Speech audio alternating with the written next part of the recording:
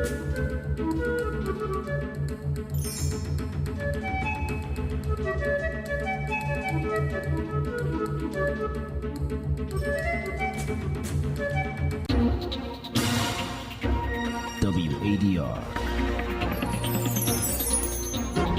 promoting dialogue. It's midday in Dakar. Good afternoon and many thanks for staying tuned to West Africa Democracy Radio, broadcasting on 94.9 FM and around the world on WADR.org. This is NEWSLINK. Here are the top stories. The sub-regional organization ECOWAS are to convene in Abuja for an extraordinary summit on December 10. Calm restored after intense gunshots near National Guard barracks in Guinea-Bissau's capital. The foreign ministers of Mali, Burkina Faso and Niger meet in Bamako for the operationalization of the Sahel Alliance (AES). And world leaders approve a new deal for the establishment of a climate fund at COP28. I encourage parties to nominate members of the board so that we can immediately have the board operational and serving the developing countries particularly vulnerable to the adverse effects of climate change. Details of these stories and more coming up shortly. Stay tuned. Here is Tawfiq Abdul Nasser with NEWSLINK. Many thanks for joining us and a warm welcome to our listeners in Liberia, Ghana and the Gambia. The Economic Community of West African States, ECOWAS, will be holding an ordinary summit in Abuja, Nigeria's capital, on December 10. The summit comes under tense political and diplomatic context in the sub-region, especially with the latest coup attempt in Sierra Leone last Sunday. Several other issues will be addressed by heads of state from the bloc. More details with Abdullahi Hassan. The Ivorian presidency has confirmed that the next ECOWAS summit will be held in Abuja, the Nigerian capital, on December 10. The president of the ECOWAS Commission, Dr. Omar Aliyu Toure, was in the country in the middle of the week, where he held talks with the Ivorian president, Alassane Ouattara. Several issues will be on the table at the forthcoming conference of heads of state of the sub-regional organization. The first is Sierra Leone following the attempted coup d'etat last Sunday, which was confirmed by the government. ECOWAS has affirmed its commitment to peace and democracy in Freetown and has not ruled out sending, if necessary, intervention forces to the country. The Alliance of Sahel States (AES), a coalition bringing together three states, namely Mali, Burkina Faso and Niger, to fight against terrorism and promote economic development in their countries, will also be on the agenda. Other topics will include the political situation in Niger 4 months after the military coup. Since then, the country has been under sanctions imposed by ECOWAS and the EU. The case of deposed President Mohamed Bazoum, who is still being held by the ruling military, will be discussed. The postponement of elections in Mali will no doubt also be discussed, as will developments in the transition processes in Burkina Faso and Guinea. And finally, the sub-regional body will also be looking at the elections in Liberia and those to come in Senegal and Ghana in February and December 2024, respectively. Abdullahi Hassan reporting there. Now, calm has been restored in Bissau, the Bissau-Guinean capital, following intense gunfire on Thursday night to Friday morning near barracks in the southern part of the city, where elements of the National Guards were stationed. Military sources indicate that this incident occurred after National Guard soldiers released two government members who were under police questioning overnight. The subsequent reports from media sources suggest that the gunfire exchanges occurred between National Guard soldiers and special forces. The special forces intervened against the National Guard after several unsuccessful mediation attempts, according to the same source. Earlier on Thursday, the Minister of Economy and Finance, Suleiman Saidi, and the Secretary of State for the Public Treasury, Antonio Montero, were summoned by the judiciary and subsequently placed in police custody. The judicial police interrogated the two senior officials regarding a withdrawal of $10 million from state coffers. Meanwhile, the Sahelian trio of Mali, Burkina Faso, and Niger are inching closer to the operationalization of the recently conceived initiative known as the Alliance of Sahel States (AES). The Minister of Foreign Affairs representing the states met in Bamako on Thursday after an earlier meeting by experts last weekend to define the institutional architecture of the coalition. The Malian government says the mini summit is a crucial step in the strategic implementation of the alliance. Ogiobi Erika has more. Held in Bamako, the meeting between Burkina Faso's Olivier Ruamba, Niger's Bakary Yao Sangare, and Abdoulaye Diop of the host nation Mali was to examine, amend, and adopt the document drawn up by the experts from a prior consultation. The draft setup plan of the Sahel Alliance includes the bodies to be created and a text that bind Mali, Burkina Faso, and Niger to peace, stability, and sustainable development. The AES Charter, signed on 16 September 2023, is expected to promote strategic coordination, security cooperation, and the efficient management of cross-border resources for the region. Ruamba, who is the head of Burkina Faso's diplomacy, in her speech, recalls the recapture of Kidal by the Malian armed forces as one of the results of the alliance originally conceived to coordinate the fight against terrorism. Seen as the coordinator, Mali's Foreign Minister Diop said the Sahel Alliance must function, urging member states to demonstrate commitment because the whole world is watching. Hit by common security threat, Mali, Burkina Faso, and Niger, according to experts, may be under pressure for an immediate transformative agenda for their populations. But all three countries suspended from ECOWAS and other regional bodies, achieving the AES mandate without financial and technical support from international partners following coups in the respective state, remain unknown. Ogiobi Erika filed that report. Still in the Sahel, authorities in Burkina Faso have expressed their dismay at the recent reactions in the form of publications by some organizations over the reported massacre in Djibo, a commune in the country's north. The United Nations High Commissioner for Human Rights in Ouagadougou, Zainab Hamza Jabe, was met with such communication by the ministers in charge of Justice, Security and Regional Cooperation. Recall the incident attributed to the Al-Qaeda affiliate terrorist group occurred on November 26, with at least 40 civilians killed, but this figure varies from one source to another.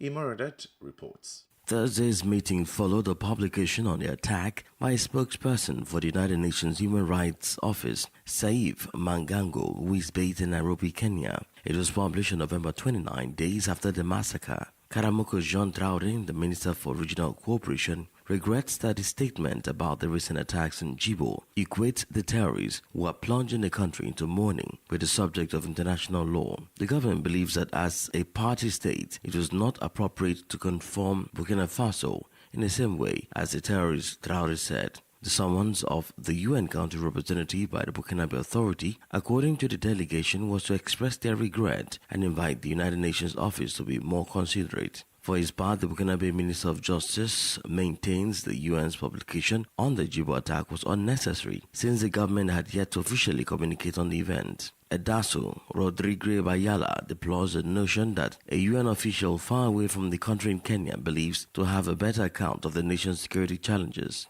The meeting concluded with a reminder to the UN representatives of Burkina Faso's adoption of an institutional and legal system, namely the Anti-Terrorism Judicial Center, to judge the perpetrators of terrorist acts. Imaradet reporting there. More stories coming up on West Africa Democracy Radio. NewsLink continues. Now, several human rights and press freedom organizations in Guinea have condemned the cutting off of mobile internet in the country and the jamming of certain media signals. These organizations, including Amnesty International and Reporters Without Borders, are calling on the transitional authorities to respect fundamental rights and freedoms. The Union of Free Radio and Television Stations in Guinea is threatening to mobilize civil disobedience next week. Sank Donald Mendy tells us more in this report by WADR's Cherno Alpha Ibrahim Abaude in Conakry. For a week now, mobile internet has been cut off in Guinea and the signal of some radio stations critical of the ruling junta has been jammed. The situation is worrying Guinean and international human rights organizations. They are alarmed and are calling on the junta to respect freedoms, according to a spokesperson, Alpha Diallo. The frequencies of Radio Film FM, Joma Media, and Espace FM have been jammed for a week. After a meeting with the High Authority for Communication, the Union of Free Radio and Television of Guinea is threatening to call on the press to engage in civil disobedience from next week Monday. The Professional Press Union and the Consumer Association are also calling for demonstrations to demand the restoration of mobile internet in the country. Sang Donald Mendy voiced that report by WADR's Conakry correspondent Cherno Alpha Ibrahim Balde. The ECOWAS Gender Development Center, EGDC, has inaugurated 2 regional committees after a 4-day meeting in Banjul, the Gambian capital. The new committee is tasked with the responsibility to examine and select projects submitted by ECOWAS member states for the implementation of the flagship programs of the EGDC based in Dakar, Senegal. WADR Sankule Janko has more in this report.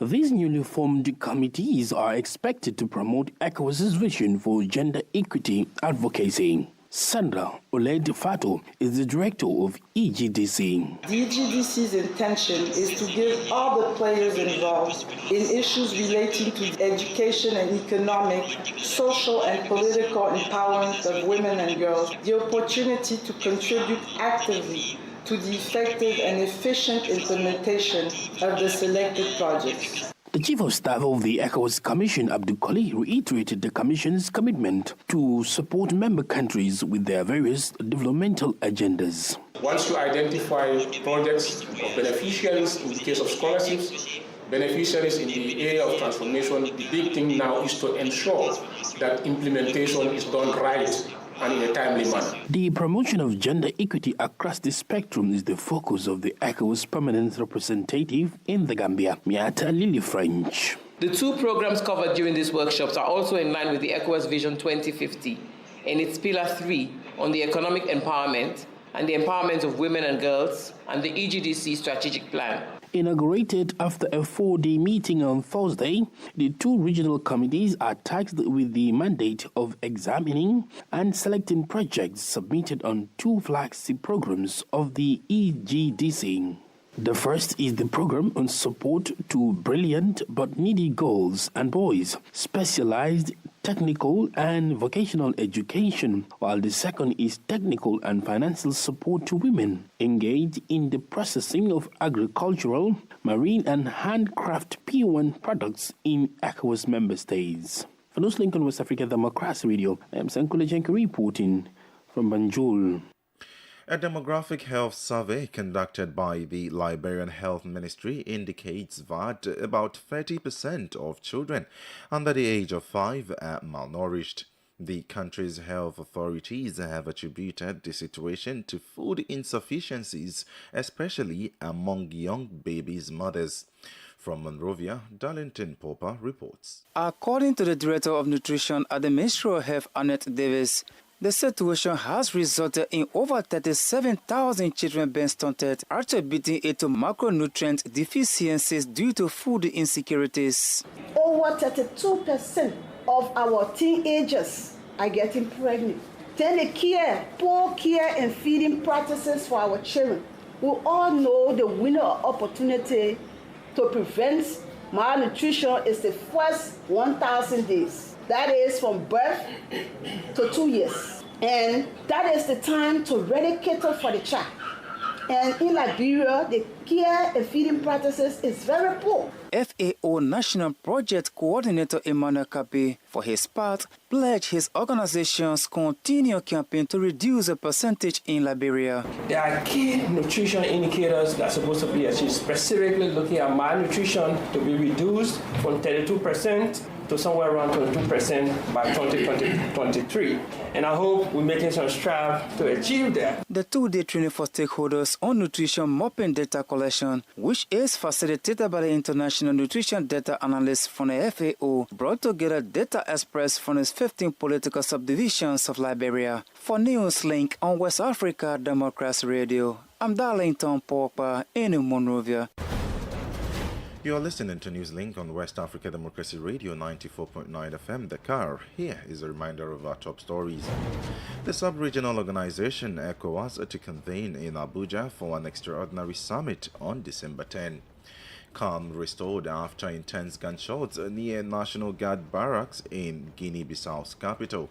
The foreign ministers of Mali, Burkina Faso and Niger meet in Bamako for the operationalization of the Sahel Alliance, and world leaders approve a new deal for the establishment of a climate fund at COP28. Still ahead is the guest interview and sports update. Stay with us. Fresh and breaking news all the time. Hear it first as the news breaks, only on West Africa Democracy Radio. NewsLink continues. Today, the World Health Organization, WHO, together with communities and partners, will commemorate World AIDS Day and the theme, Let Communities Lead. Communities living with and affected by HIV networks of people from key populations and youth leaders have been and continue to be essential for progress in the HIV response, according to WHO.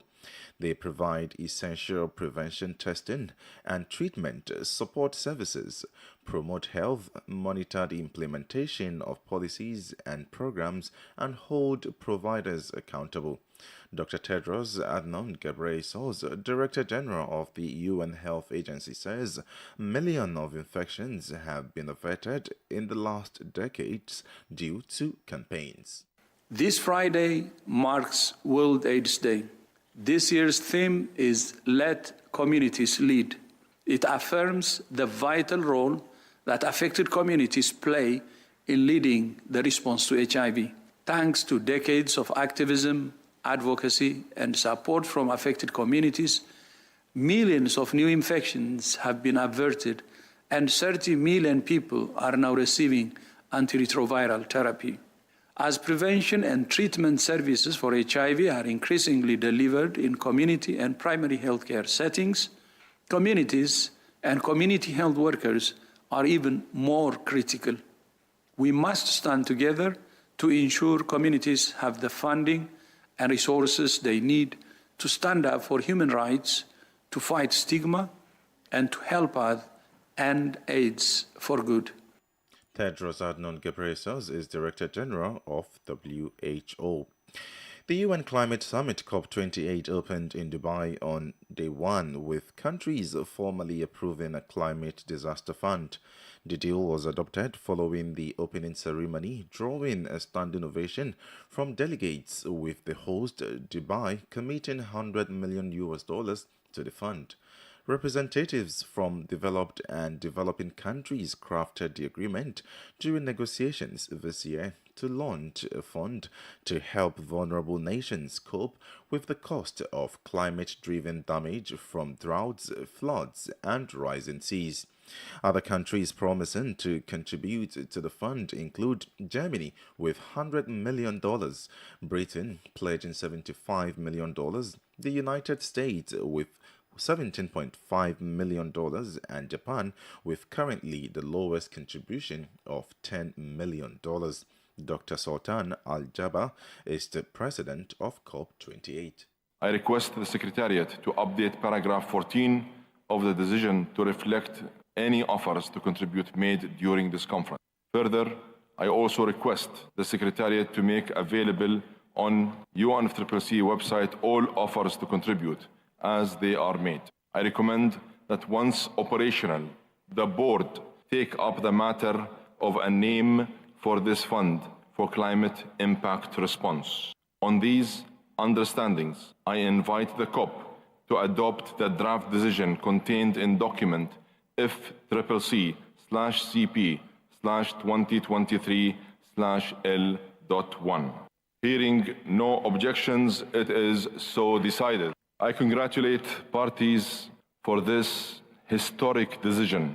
This sends a positive signal of momentum to the world and to our work here in Dubai. I encourage parties to nominate members and alternate members of the board of the fund here in Dubai so that we can immediately have the board operational and serving the developing countries particularly vulnerable to the adverse effects of climate change.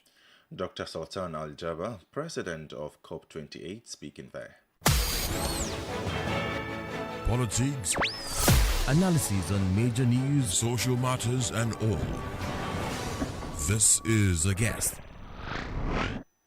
In this afternoon's guest focus, we turn our attention to the Sahelian trio of Mali, Burkina Faso and Niger as they approach the operationalization of the recently conceived initiative known as the Alliance of Sahel States, AES. The foreign affairs ministers representing these countries convened in Bamako on Thursday following an earlier meeting by experts last weekend aiming to define the institutional architecture of the coalition. As we dive into this development, our guest, international relations expert Morgan Asogba, analyzes the potential challenges and obstacles that the Sahelian trio might encounter during the implementation phase. He also addresses the diplomatic challenges that could arise as a result of this initiative. The main objective of this meeting is security. How do they deal efficiently with the groups, the terrorist groups, and how do they harmonize their capabilities and collaborate with some external key partners to definitely take down this threat, which is a threat not just to human, let's say, stability, but it's also a threat to their various leadership, various governments. You know, recently Mali has succeeded in chasing away from Kidal some of the most relevant and troubling terrorist groups within the country. But when you look at what is happening in Burkina Faso, you can see that we have been witnessing many other attacks from those groups. And when you look at the current situation in Niger, it's also, let's say, appealing. So this meeting is definitely to focus strategically on how do these countries come together and deal concretely with the terrorist groups. Right. So are there specific challenges or obstacles that the Sahelian trio might face during the implementation? Can it really stand the test of time? This will depend on the abilities of the leaders and the various diplomats of these three countries in terms of, let's say, human resource management and in terms of equipment and strategy in order to have partners coming in and key partners that could be definitely efficient in supporting them in terms of logistics, in terms of equipment, and in terms of finance. But when we say in terms of finance, that will be partners that will understand that these countries definitely have some quite interesting resources within their shores. So how will the partner help them in transforming or in exchanging their resources against their services or their support? Because, you know, in international affairs, nothing is for free. States are moved by their interests as much as partners. So this is to figure out, as I said earlier on, how do they come together and value their resources with partners in terms of receiving the needed assistance Mr. Morgan, from an international relations perspective, how do you foresee the formation and activities of the AES influencing diplomatic relations between the member states and other nations in the region? It is clear that this new alliance will be quite a tool in terms of maintenance of security within the Sahel region if the key states that are leading this alliance are capable of getting the needed resources and establishing the needed strategy for a sustainable movement. But this is not the only factor. The next factor will be the attractiveness of the alliance and probably having other key states within in addressing the issue of security within the region. We've been expecting some concrete action or strategies from the ECOWAS purposes in terms of dealing with the security. We remember that President Tinubu mentioned this key target when he took over the ECOWAS. But till the day of today, it is difficult to see concrete action on the ground. Right. So, per your submission now, Mr. Morgan, would you say there are potential diplomatic challenges that could arise as a result of this initiative, especially bringing ECOWAS in the picture? Of course, diplomatic challenges will arise, but the issue is the impact of those diplomatic challenges on the progress of the initiative. In terms of short-term progress, these diplomatic challenges will not have much impact because these countries that are coming together have learned their lesson in terms of collaboration with the other countries of the region and are not waiting per se to have their agreement or their consent before acting in dealing with their issue. So currently, the only diplomatic challenges that could have direct impact and short-term impact on this initiative might be diplomatic challenges with those that these states are considering as partners. And we can't see that happen. Morgan Asogba is an international relations expert. Sankule Janko joins us now with the sports update. Hello there, a warm welcome and thank you for joining us. Morocco maintained their position as the highest ranked team in Africa. This comes after the World Football Governing Body FIFA on Thursday, 30 November, officially published its latest main national team global rankings. Morocco sit top of the African rankings and 13th in the world. Reigning African champions Senegal also maintained their second position in the continent and ranked 20th in the world.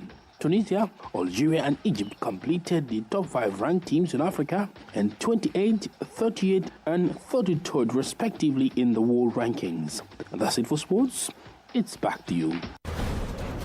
We have come to the end of this edition of NewsLink from West Africa Democracy Radio, broadcasting from Dakar, Senegal. Thank you for listening, and many thanks to Mustafa Sek and Maudo Juf for the technical support. Do interact with us via social media platforms, X, formerly Twitter and Instagram at WADR News, and on Facebook, West Africa Democracy Radio English Service. I am Tawfiq Abdul Nasir. Good afternoon. And many thanks to you for listening to NewsLink via Hot 104.3 FM, Newmi FM 94.0, and Veritas Radio 102.9 in Banjul, the Gambia. We also appreciate our listeners in Liberia via Alternative Youth Radio 98.9 FM, Lofa County. For you listening via Radio Pad 95.1 Damango, Savannah region, and on Royals FM 104.7 Wenchi, Ghana, we say a big thank you. Remember, West Africa Democracy Radio is all about you, your views, and your opinions.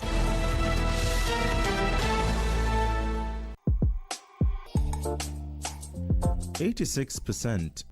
That is the